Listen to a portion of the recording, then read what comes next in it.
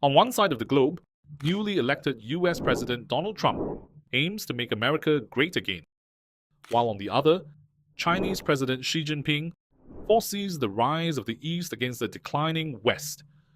Both leaders face domestic challenges and foreign relations issues. In this era of disruptions and unpredictability, who is better positioned to lead the future world order? What could derail China's current development trajectory?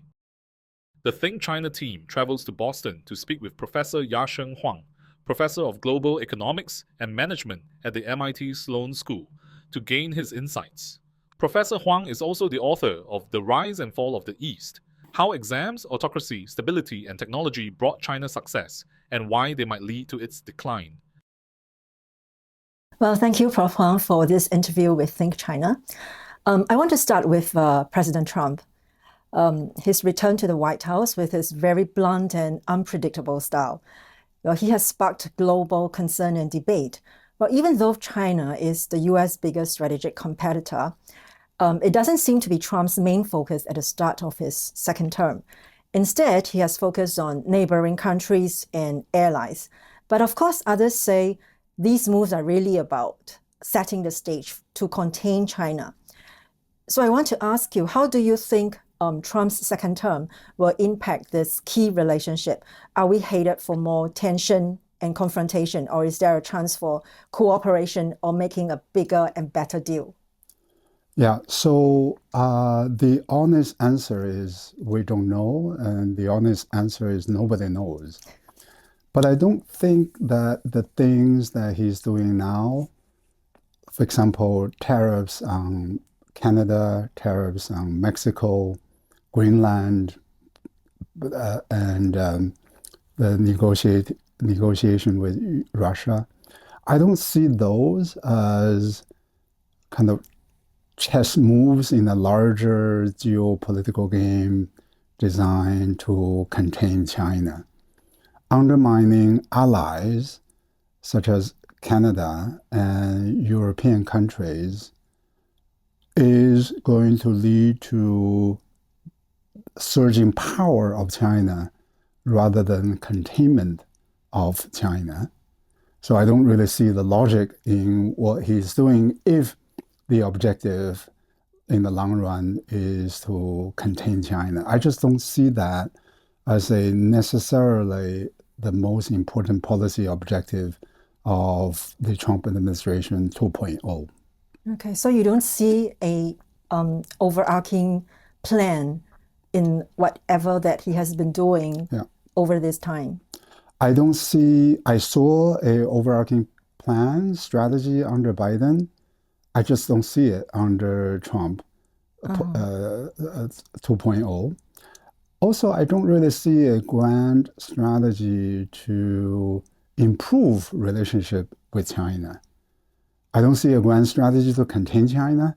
I don't see a grand strategy to improve relationship with China. So we just don't know where he's going to lead the foreign policy toward China in the future. I see.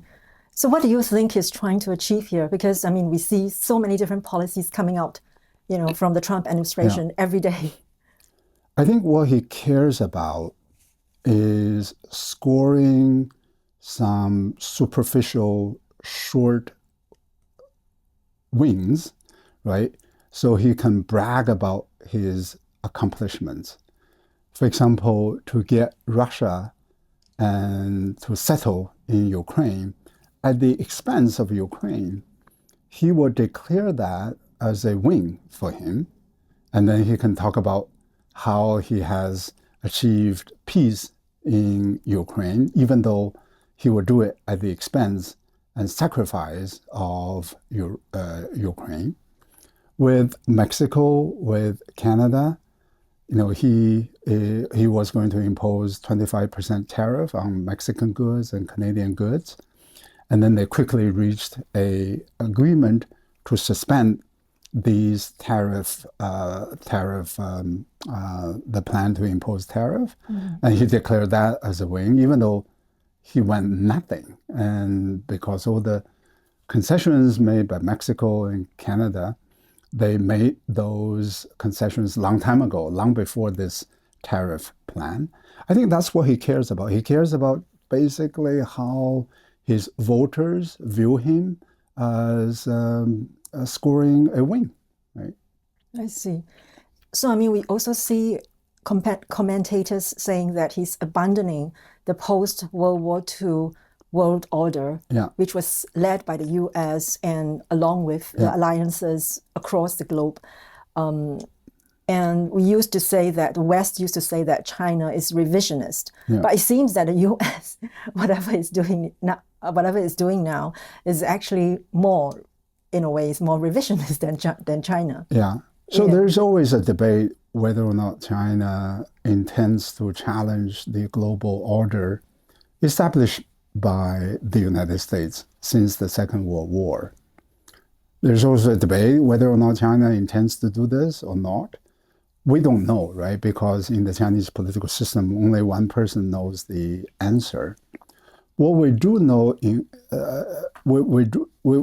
for sure we know, is that the global system that was set up on the economic side, the United Nations, World Bank, IMF, World Health Organization, and then on the political side, NATO and other organizations, are designed to maintain peace and stability, to prevent challenge from a power that is ambitious, that wants to invade other countries, and has worked brilliantly since the end of the Second World War. Trump is breaking up that alliance. On the economic side, he's using tariff as a weapon of mass destruction, violating the WTO rules and the norms. You know, he is imposing tariff on lots of other countries, reducing the trade volume, reducing the global economic activities. On the political side, he's withdrawing from the WHO. He's withdrawing from the Paris Agreement.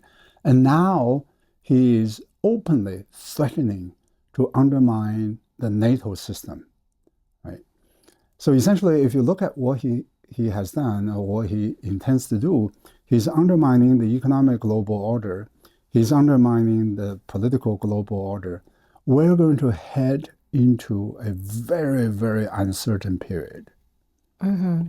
Do you see this as temporary shifts, or do you see them as like long-term fundamental changes that's going to happen to the US and then to the whole world?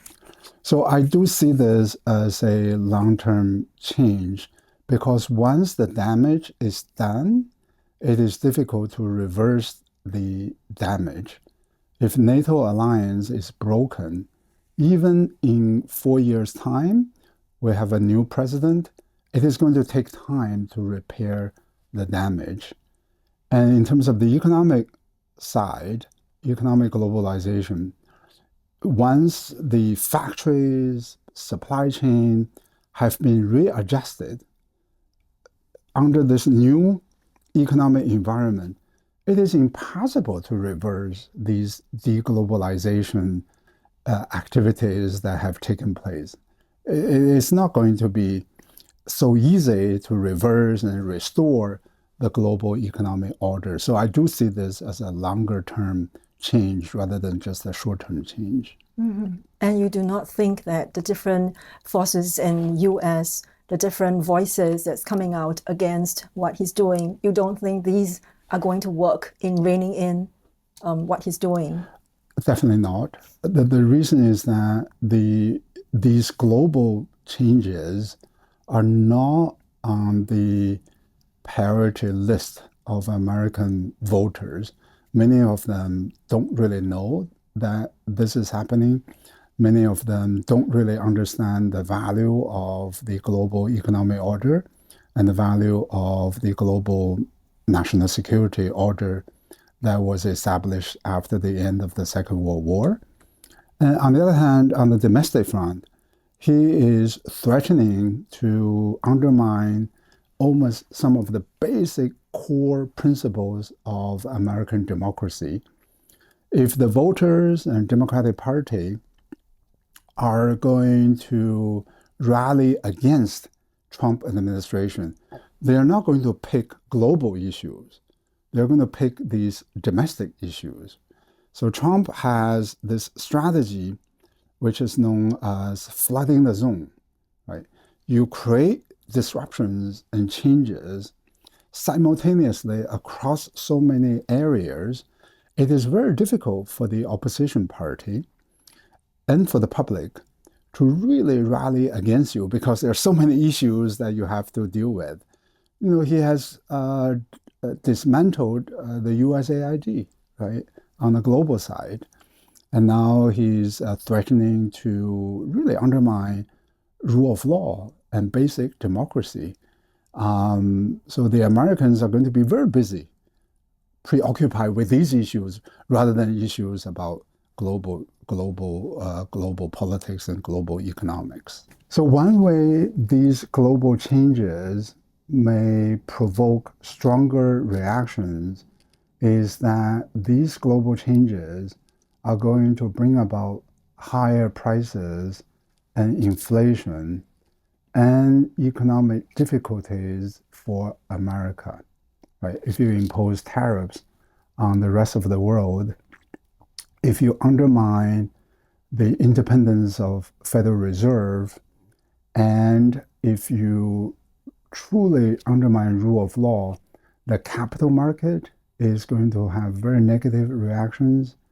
The prices are going to go up. So those reactions and the effects may energize the opposition to the Trump administration. So that's one way that the global changes can affect the opposition to the Trump administration. But in terms of Ukraine, I just don't see how that translates into a strong domestic reaction. Mm-hmm. But I mean, from what you've just said, it sounds like quite a disaster to Americans and the world. So I'm just very perplexed. Like, why is it pushing in this direction then? I mean, you can see the results of it, right? Yeah. So as we keep saying, election has consequences. And I was strongly opposed to Trump in 2016. And in 2020, in 2024. But the people on my side of the argument clearly lost badly in 2024, right? So if you look at the data, he won more support as compared with 2020 across different age groups, across different ethnic groups, across different professions, and across different educational levels. That gave him the confidence that he has the political mandate to make the changes that he wants to make. He has that confidence in part because he won the election, but also because many of his supporters are not among the most educated people in America. They really don't understand what he's doing. They don't understand that his policies are fundamentally against their own interests.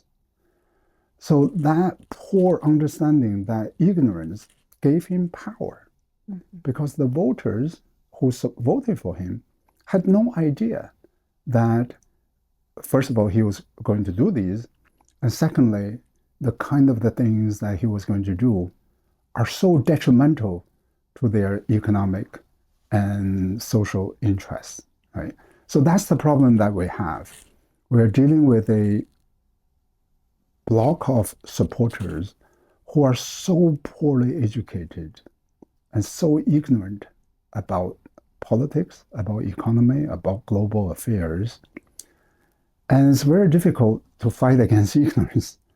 So my prediction is that essentially for the people who are not very well educated, who are ignorant about these issues, the only thing that can change their mind is harm, right? recession, high inflation, collapse of the capital market. That's the only way they can learn the lesson. Oh, maybe supporting him is not such a good idea. Whereas those of us could use our brain, could use our analytics to say, yeah, I mean, those things that he wants to do are going to be bad for the economy, are going to be bad for America, right? Mm-hmm. So this is where we are. And unfortunately, it happens so many times in history. Bad things have to happen to change the mind of the people, especially the people who are less educated and who are ignorant about policy, economy, and politics. Mm-hmm. But very interestingly, because on the internet, you can actually see quite a lot of Chinese netizens from mainland China. They are actually very supportive of Trump. Yeah. So there are different kinds of Chinese supporters, and they are, I would divide the Chinese supporters of Trump into two kinds. One is the smart kind, and the other is the dumb kind. The smart kind are those people who see Trump as undermining America, and therefore it is good for autocratic countries such as Russia and China. I think they're absolutely right. They supported Trump for the right reason. The dumb kind are those people who supported Trump out of prejudice, right? And many of them, Chinese Americans living in the United States, are fairly racist, right? They look down upon blacks, Mexicans. So Trump's sort of racial rhetoric resonates with these people. What they don't quite understand is that your interests, in fact, ally with those people that Trump wants to marginalize, because we live in this country where the racial minorities, and Trump is not going to just single out Mexicans and blacks. He has an anti-immigration agenda, and that agenda is going to apply across the board to the immigrants. A lot of these Chinese Americans are immigrants, right? Sooner or later, it's going to affect them, right? The other group of Chinese Americans who supported Trump are professionals. Some of them work in research institutions.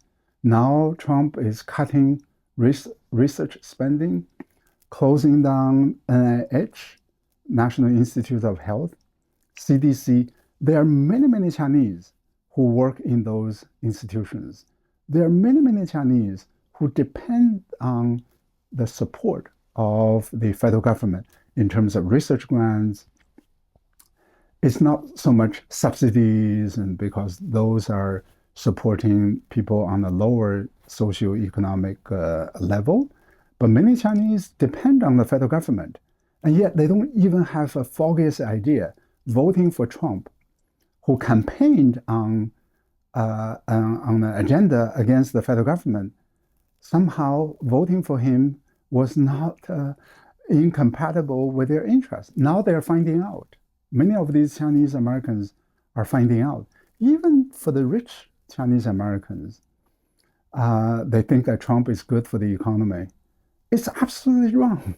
Trump has been tremendously bad for the economy. He has increased the trade deficit.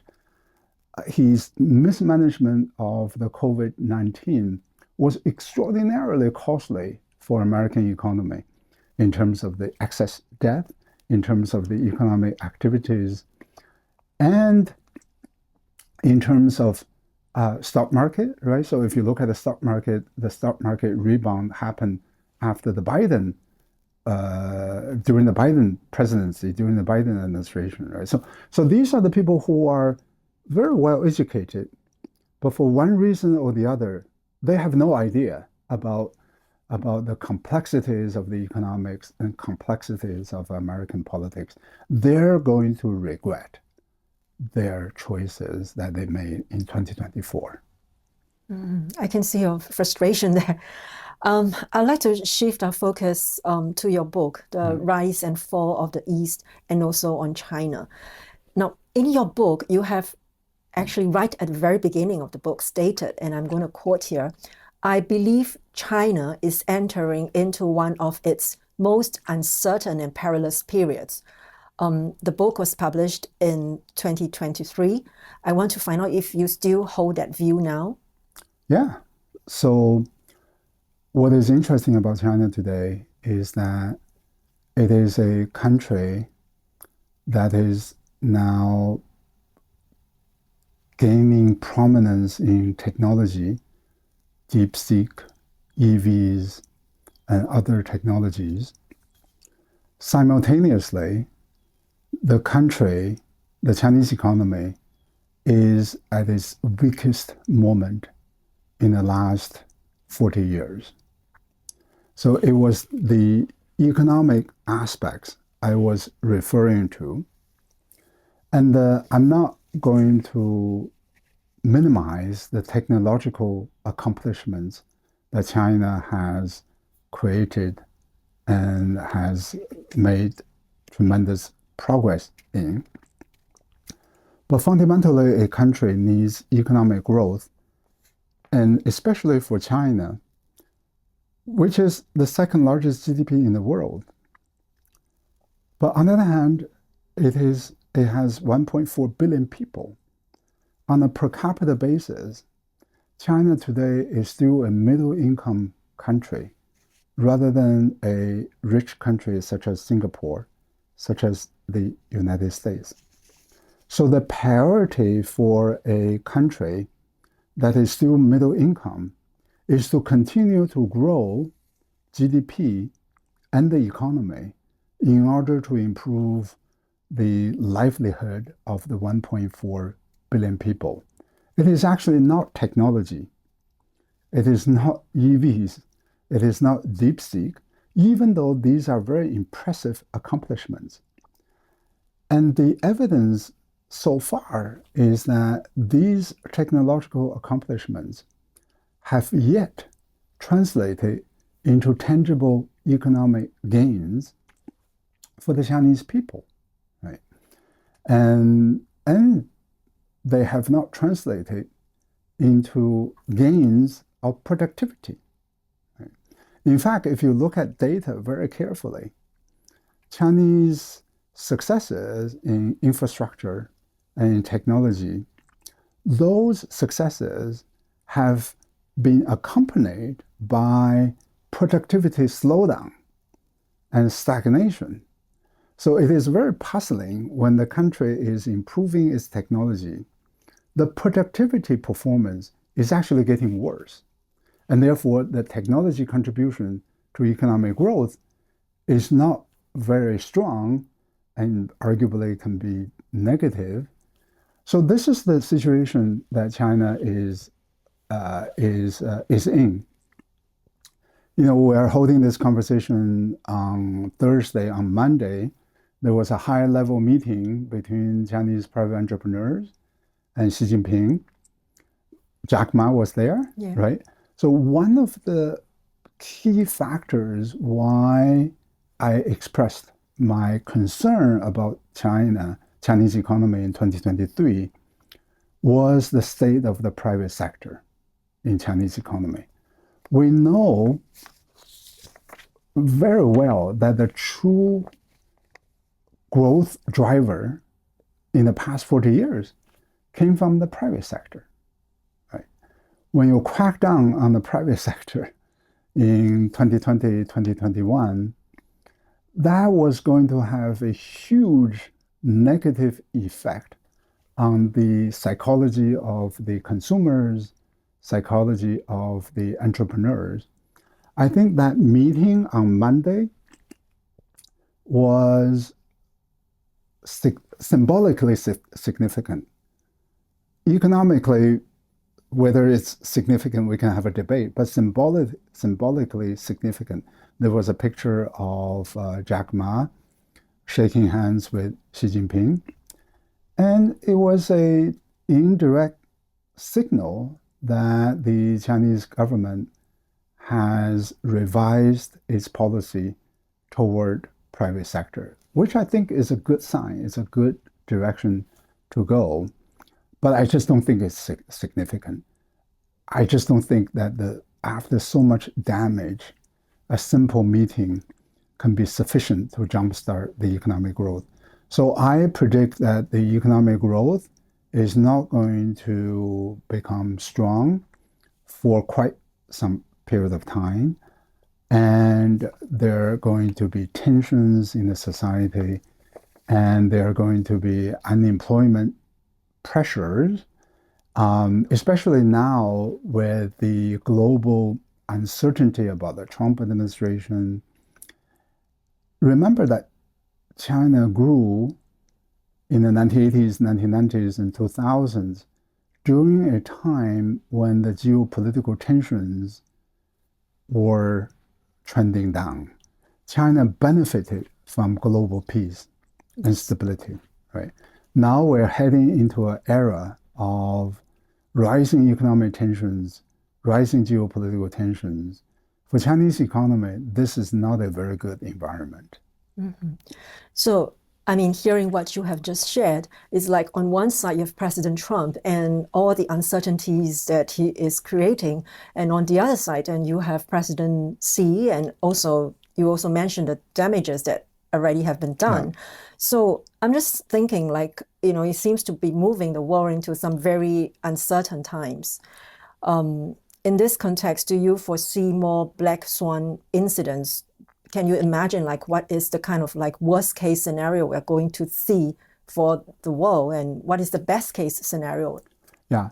So the best case scenario is the absence of a black swan event. The best case scenario is essentially we're going to witness subdued economic growth globally in the next 10 to 20 years. Another uncertainty that we haven't mentioned is AI, right? So on top of geopolitics, global trade tensions, we also have AI, how AI is going to affect the workforce, how AI is going to affect the distribution of power between China and the United States, how AI is going to affect the capital market, the business model of Silicon Valley, the business model of the Chinese economy. So on top of that, we have that source of uncertainty. And AI, in the long run, it is going to generate economic growth, economic rewards. It's going to speed up technological and scientific progress. In the short run, it is going to be very disruptive, right? Because it's, human society is not organized for AI. It's organized for something else. So, and the speed of AI, unlike previous technologies, the speed is so high. In other technologies, human society has time to make adjustments to accommodate the new technologies. AI, every month, every 3 months, you have a new model released, and the new model is 10 times, 100 times better than the previous model. So I think that's another source of challenge that we have to recognize. But going back to your earlier point about uncertainty on the American side, and some degree of certainty on the Chinese side, right? So if the Chinese government truly revises its private sector policy, becoming more supportive of the private sector, we may see some stability on the Chinese side. What I don't see is that immediately it's going to translate into robust economic growth. I mean, there are still lots of other issues in Chinese economy. High debt to GDP ratio, for example, high unemployment. And so we talk about AI. AI in the short run is going to worsen the employment situation rather than making it better. AI in the short run is not going to create lot of these revenue opportunities, right? Because it is, on the one hand, creating new business models. On the other hand, it is destroying the old business models. So the gains and the losses cancel out each other in the short run. In the long run, the gains are probably going to outweigh the losses, but in the short run, they cancel out each other. So I just don't see in the next 10 to 20 years a scenario that we have really, really robust economic growth across the different countries, across different economies. I just don't see that scenario, right? And China is a big part of the global picture. US is a big part of the global picture. When the global growth opportunities go down, the opportunities for China, opportunities for the US also go down. But it sounds like it's going to be an era of disruption, whereas with China, they're offering some kind of stability. Yeah. So I do believe at this moment, I wouldn't say this last year, but at this moment, China offers a degree of stability relative to the instability and uncertainty on the American side. But on the other hand, you can also argue if you settle the Ukraine war by ceding territories to Russia, you achieve stability overnight. But is that going to be a long-term source of stability? I doubt it, right? It could be an open invitation to future autocrats who just want to grab territories like what Putin did, right? So I think the issue here, I'm concerned about Taiwan, I'm concerned about South China Sea, whether or not the instability in the US and some degree of stability in China are going to translate into tensions, higher tensions between Taiwan and China, and higher tensions in the South China Sea. That's my concern, right? So you feel that this instability, this contrast in the stability will actually become a source of tension? Well, so nobody knows for sure. So I just want to make sure that we don't get carried away in our predictions. But one thing that we know from international relations in the past, for example, from the Cold War. Cold War achieved hyper-stability because you had two superpowers, each of them armed with tens of thousands of nuclear weapons and nuclear bombs. So it was a stability achieved by a balance of power and the stability within both countries. Right? Soviet Union politics was quite stable, in fact, stagnant. In the US, even though they had elections, the main pillars of American system were quite strong, right? So US emerged from the Watergate in the 1970s, and US Congress implemented a number of political reforms. Carter won the election, and then Reagan, and then Bush. So essentially it was, there were policy differences between Carter and Reagan, between Bush and Clinton, but the main consensus was there. And the consensus was very strong. Essentially, democracy, rule of law, open economy, and a role for the government to regulate but not excessively, to protect the safety of the environment, health, and the workers.